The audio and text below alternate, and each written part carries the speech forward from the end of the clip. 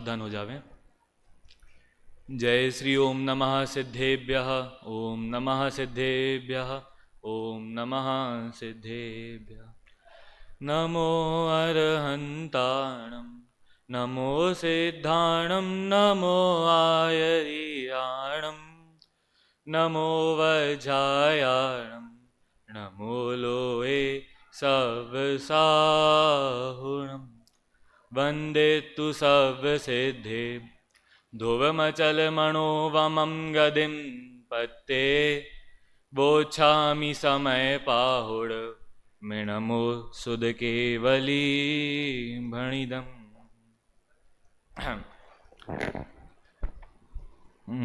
आचार्य कुंद देव द्वारा विरचित आध्यात्मिक या फिर कह लीजिए परम आध्यात्मिक परम परमागम समयसार हमारे सामने विराजमान है। इसी समयसार समय प्राभृत के रत्नों में से एक कर्ता कर्म अधिकार नामक रत्न की उस अधिकार की चर्चा कल प्रारंभ हो गई थी। आगे की चर्चा करें उसके पहले थोड़ा इस अधिकार के बारे में बोलना चाहूँगा कि स्मारक में आने के पहले अब सब मेरे ख्याल से मुमुक्षु फैमिली से हैं, तो आते हैं तो कहीं ना कहीं प्रवचन सुनते ही हैं।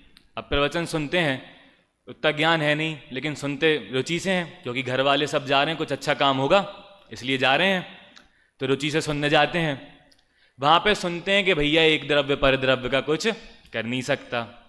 चलो थोड़ा समझ में आता है कि मैं अपने पापा से कुछ बोलता हूँ, वो काम होता नहीं है, तो इतने दूर के पर द्रव्य का नहीं करता, अपने शरीर का भी नहीं कर सकता।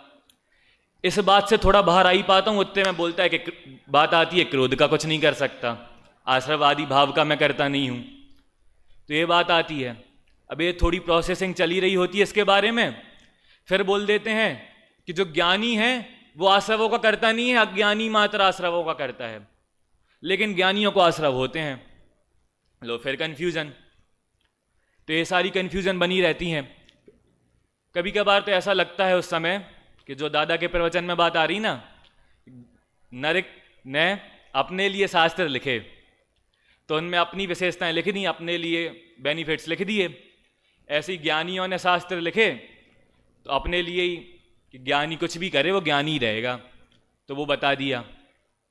इन सब प्रश्नों का उत्तर देते हैं कि कर्ता कर्म की प्रवृत्ति कैसी है, अब ये अच्छी है या गलत, गलत है तो फिर भैया इसको छोड़ेंगे कैसे, और छोड़ने के बाद लाभ क्या होगा, ये सारी चीजों का विवरण इस अधिकार में है।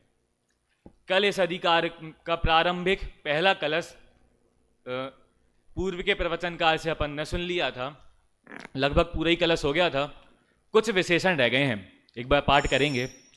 एकः कर्ता चिदहमिह में कर्म को पादयोमि इत्यज्ञानां शमयदभितः कर्तृकर्म प्रवृत्तिं ज्ञानज्योतिः स्फुरति परमो दात्मत्यन्तधीरं साक्षात् कुर्वन् निरुपधि पृथक् द्रव्यनिर्भासि विश्वम्। थोड़ा ओवरव्यू लेते हुए जो बात छूट गई थी उसकी चर्चा करेंगे। किसकी बात है कलश में? ज्ञान ज्योति की। क्या हो रहा है? ज्ञान ज्योति स्फुरायमान हो रही है। कैसे? तो दबा के, किसी का शमन करके। किसका शमन करके? कि मैं करता हूं और क्रोधादि मेरे कर्म हैं। ऐसी अज्ञानियों की जो कर्ता कर्म की प्रवृत्ति है उसका शमन करते हुए ज्ञान ज्योति स्फुरायमान होती है। और कैसी है ज्ञान ज्योति ये? तो भैया हर एक द्रव्य को पृथक पृथक जानती है, बिना किसी की सहायता के जानती है, और सभी द्रव्यों को जानती है। ऐसे केवल ज्ञान अर्थ भी अपन ने निकाला, सम्यक ज्ञान अर्थ भी निकाला, और ज्ञान स्वभावी आत्मा भी इसका अर्थ निकाला था। अब एक विशेषण जो कल छूट गया था वो है परमोदात्त और अत्यंत धीर। यही कुछ विशेषण ज्ञान ज्योति के लिए ही जीवाजीव अधिकार में आए। वहां पे अनुशीलन में बढ़िया सांग रूपक उदाहरण दिया कि आप विचार करिए, एक राजा, एक योद्धा राजा युद्ध भूमि में किसी सामने वाले राजा से युद्ध करने के लिए खड़ा हो, और इस राजा को मात्र हमला करना आता हो, सामने वाले के हमले से बचना नहीं आता है, तो मैं आपसे पूछूंगा क्या वो जीत पाएगा? नहीं जीत पाएगा। हमले तो अच्छे कर रहा है, लेकिन सामने वाले ने कोई अच्छा दाव चला, बस खत्म। तो जीतने के लिए क्या कि सामने वाले के जितने भी आक्रमण हो रहे हैं, जितने भी हमले हो रहे हैं, उनसे बचना भी आना चाहिए। उनसे बचना आएगा तब तो युद्ध भूमि में खड़ा रह सकेंगे। और कैसा कि भैया अब बच गए वारों से, पूरा युद्ध हो गया और जीत गए। जीतने के बाद जैसे मुगलों ने किया ना कि उस नगर में जाते हैं, लूटपाट करते हैं और राजा को मार देते हैं, तो ऐसा तो चलो बहुत है, लेकिन क्या उन मुगल राजाओं की अच्छे राजाओं में गिनती होती है? नहीं।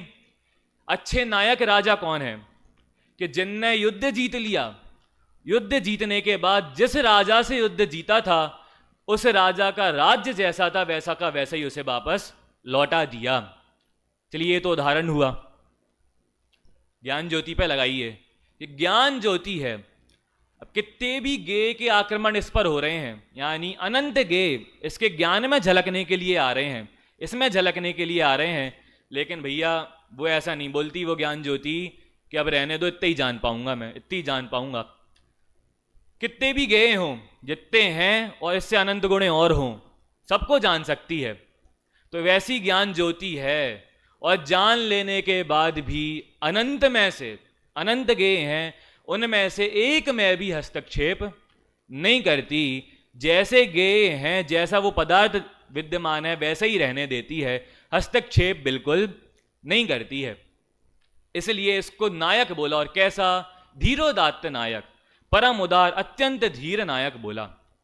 चलिए अब ये सुनकर आज या कल के सहजता के जो दादा के प्रवचन हो रहे हैं, उसमें संचालक महोदय ने भी और दादा के प्रवचन में बात आ रही थी बार बार कि ज्ञान है, उपयोग है, इस उपयोग को कैसे छोड़ दूं मैं?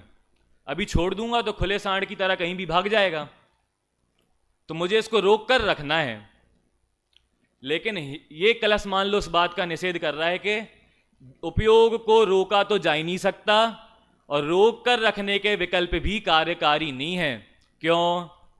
क्योंकि जो जानकर, सबको जानकर क्या रह सके? आप प्रभावित रह सके, और आप प्रभावित रहकर जान सके, वो सच्चा बीतरागी और सर्वज्ञ है। सच्ची ज्ञान ज्योति तो वही है कि सबको जान तो रही है, लेकिन आप प्रभावित रहकर जान रही है। इस बात का भी प्रतिपादन ये कलश कर देता है। परम उदार जो विशेषण है वो इस बात का प्रतिपादन कर देता है। अब बनारसी दास जी ने इसी कलश का भावानुवाद लिखा। लगभग सेम बात भी है, लेकिन वर्ड टू वर्ड नहीं है। कुछ एक बात पर विशेष चर्चा करनी है, तो पहले पाठ करेंगे, फिर देखते हैं। प्रथम अज्ञानी जीव कहे मैं सजीव एक, दूसरों न और मैं ही करता करम को, अंतर विवेक आयो आपा पर भेद पायो, भयो बोध गयो मेटी भारत भरम को, भासे छाहो दरव के गुण पर जाए सब, नासे दुख लख्यो मुख पूरण परम को, करम को कर तार मान्यो पुद गल पिंड, आप कर तार भयो आत्म धर्म को। लगभग वही बात है, एक लाइन पर विशेष बल देना है। अंतर विवेक आयो आपा पर भेद पायो, कि अब कर्ता कर्म की जो प्रवृत्ति आने वाली है ना, उसके बारे में विशेषण आने वाले हैं, उसका विश्लेषण होने वाला है कि गलत है, नहीं करना चाहिए, पूरे अधिकार में इसके ही तर्क देंगे। तो अब उस गलत वस्तु को छोड़ें कैसे? मान लो एक लाइन में बता दिया, स्टार्टिंग की पहली लाइन में बता रहे क्या? आपा पर भेद आयो, फिर क्या होता है? भयो बोध गयो मिटी भारत भरम को। भारत यानी इंडिया नहीं, भारत यानी महाभारत यानी युद्ध। तो भ्रम का युद्ध मिट जाता है किससे? मात्र एक चीज जानने से। क्या है वो चीज? आपा और पर का भेद जानने से। कैसे? कि मेरा स्वरूप ये है कि मैं किसी का कुछ कर नहीं सकता, पर का स्वरूप ये है कि पर में कोई कुछ हस्तक्षेप हो नहीं सकता।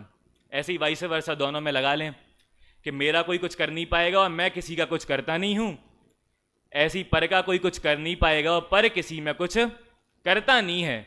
मात्र इतना जान लेने से कर्ता कर्म की प्रवृत्ति दूर हो जाती है, बस इतना ही जानने से। अब जो बात यहां पर अस्थि रूप में कही ना, गाथाएं प्रारंभ हो रही हैं, 69वीं गाथा में उसी बात को थोड़ा नास्ति परक से कहना प्रारंभ किया। गाथा पढ़ेंगे। जावेण वेदी विशेषण तरंतु आदासवाण ढोन्नम्पि अन्नाणी तावदुसो कोहादिसु वट्टदे जीवो। क्या कहते हैं? जावेणा वेदी, जब तक नहीं जाना किसको? विशेष अंतरम, विशेष अंतर को, भेद को, अंतर को नहीं जाना। किनके बीच? दो नम्पी, दोनों के बीच अंतर को नहीं जाना। कौन दो? आदा आसवाणम, आत्मा और आश्रव के बीच के अंतर को जब तक नहीं जाना, क्या तब तक? अन्नाणी तावदुसो, तब तक क्या रहोगे? अज्ञानी रहोगे। और अज्ञानी रहते हुए बस अज्ञानी रहोगे कि नहीं? अज्ञानी रहते हुए कोहादिसु वट्टदे जीवो, क्रोध आदि में ये जीव प्रवर्तन करता है। कब? जब आत्मा और आश्रव का भेद नहीं जान पाता। आत्मा और आश्रव का भेद नहीं जान पाता तो अज्ञानी रह जाता है। अज्ञानी रह जाता है तो क्रोध आदि में वर्तन करता है। तो करने दो ना, दिक्कत कहां आ रही है? मैं इनको अपना जानूंगा, मेरे में तो उत्पन्न हो रहे हैं, जानने दो। क्यों कह रहे हो मुझे अज्ञानी? अज्ञानी कहने की आवश्यकता क्या है? तो भैया अहितकर वस्तु को हितकर जान के अपने पास रखे। और कब रखे? कि बार बार समझा दिया जाए कि यह अहितकर है, फिर भी इसको अपने पास रखे, तो उसको ज्ञानी कहते हैं? अज्ञानी, अज्ञानी कहेंगे। तो ये कर्ता कर्म की प्रवृत्ति, एक क्रोधादि में प्रवर्तन, ये अहितकर है। कैसे अहितकर है?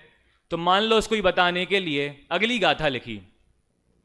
कोहादिसु वर्तन्तस्य तस्य कम्मस्य संचो होदी जीवस्येवं बंधो भणिदो खलु सव्वदरी सिंहिम।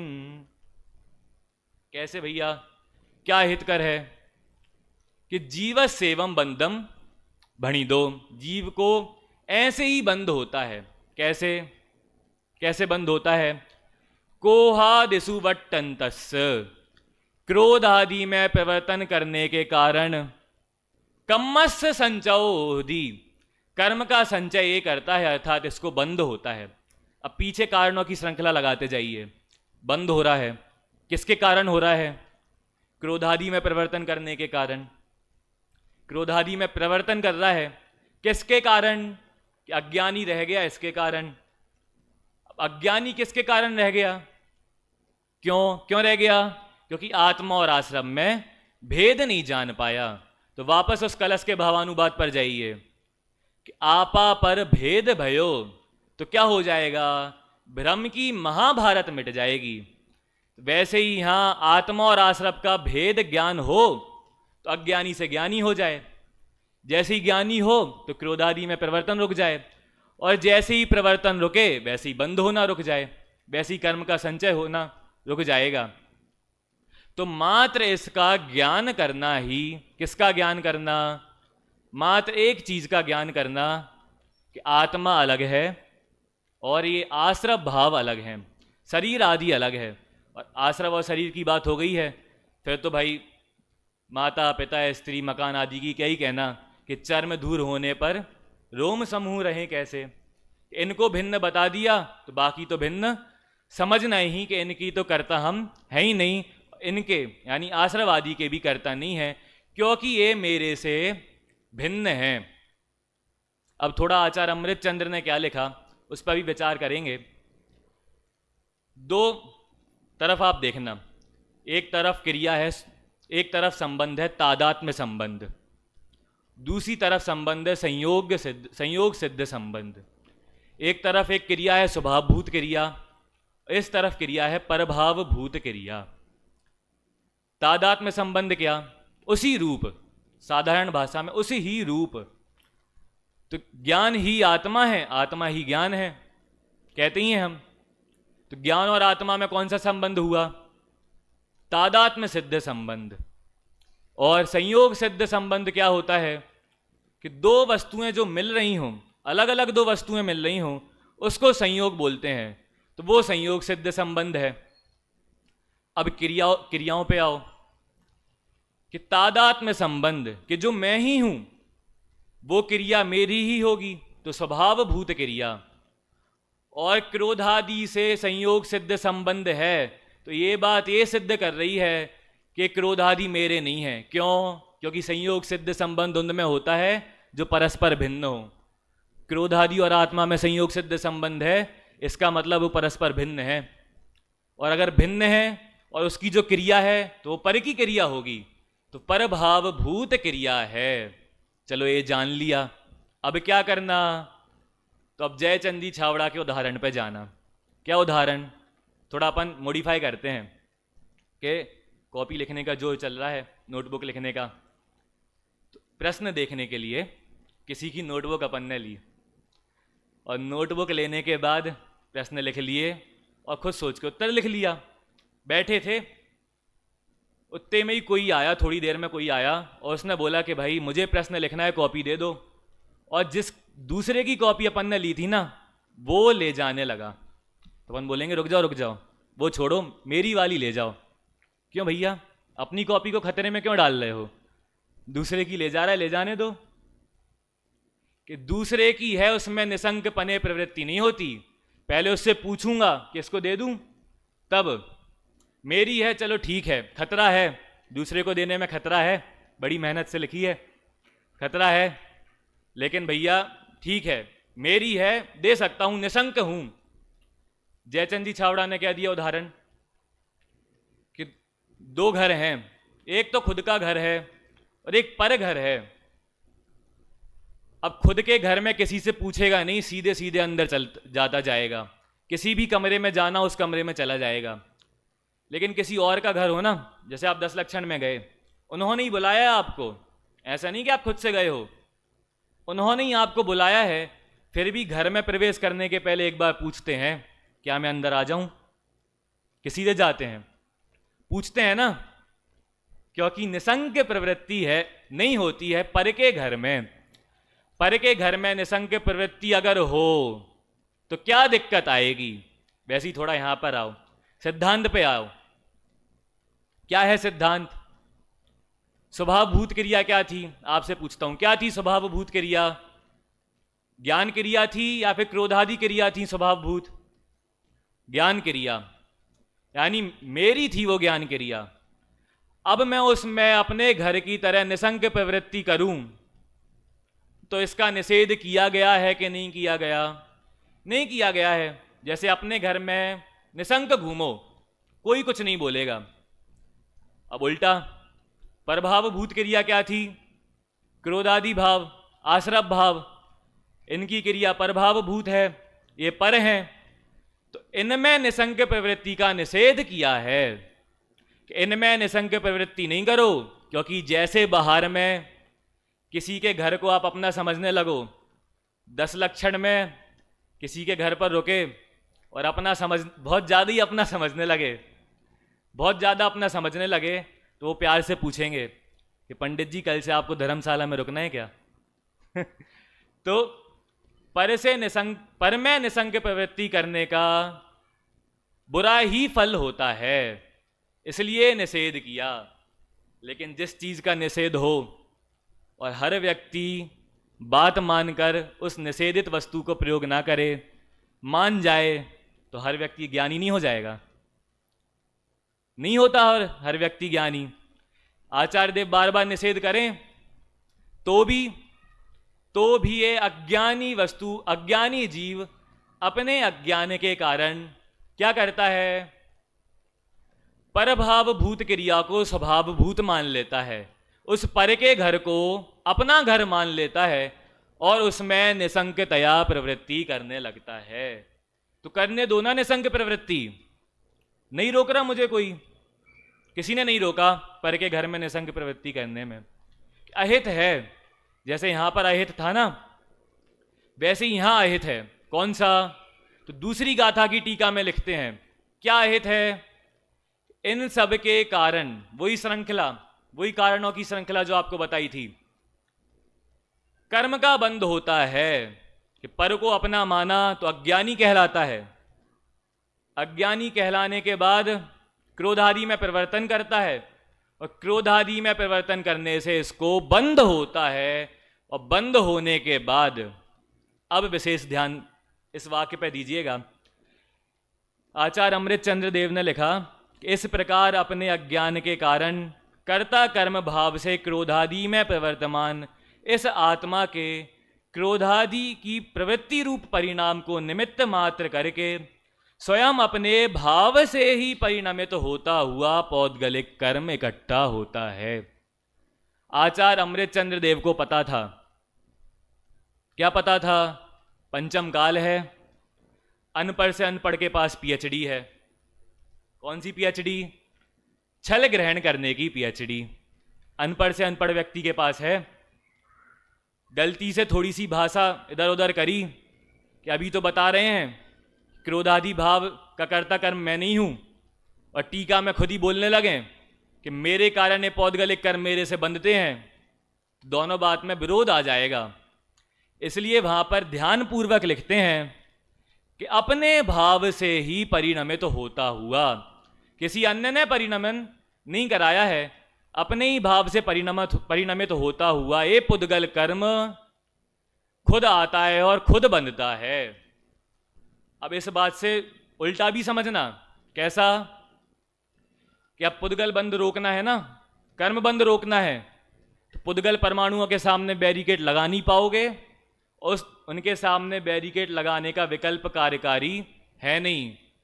हम निमित्त बन रहे हैं ना, पुद्गल परमाणुओं के आने में निमित्त बन रहे हैं, तो अब निमित्त बनना छोड़ दो। कैसे निमित्त बन रहे थे? अज्ञान के कारण निमित्त बन रहे थे, तो अपना अज्ञान छोड़ दो, और अपना अज्ञान जैसे ही छोड़ोगे निमित्त नहीं बनोगे। निमित्त नहीं बनोगे तो वैसे ही वो पुद्गल कर्म भी आकर नहीं बंधेंगे।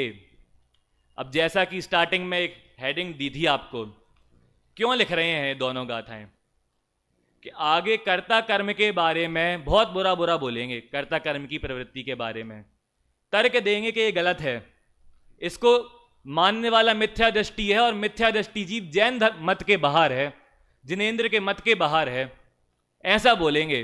तो इतना बुरा बुरा बोलने जा रहे हैं, तो एक कर्ता कर्म की प्रवृत्ति वास्तव में दुख देने वाली है, इस बात को बताने के लिए दो गाथाएं लिखी कि इनसे दुख होगा, बंद होगा, और जिससे तुम दुखी होगे।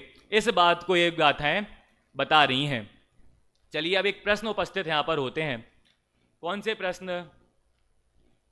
के भेद नहीं जानने के कारण अज्ञान हो रहा है, अज्ञान से कर्ता कर्म की प्रवृत्ति हो रही है, कर्ता कर्म की प्रवृत्ति से फिर अज्ञान हो रहा है, फिर अज्ञान से फिर कर्ता कर्म की प्रवृत्ति हो रही है।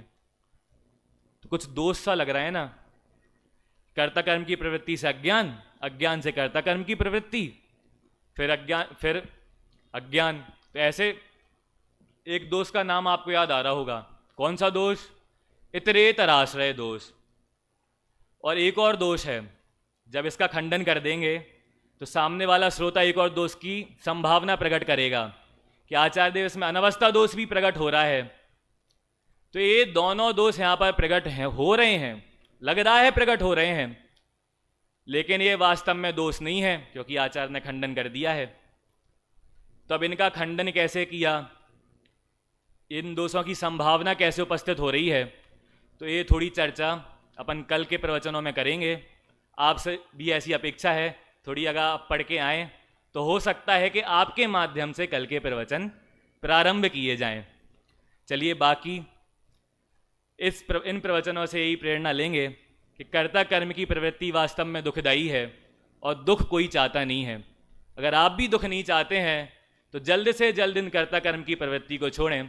इसी मंगल भावना के साथ अभी की वाणी को विराम देंगे।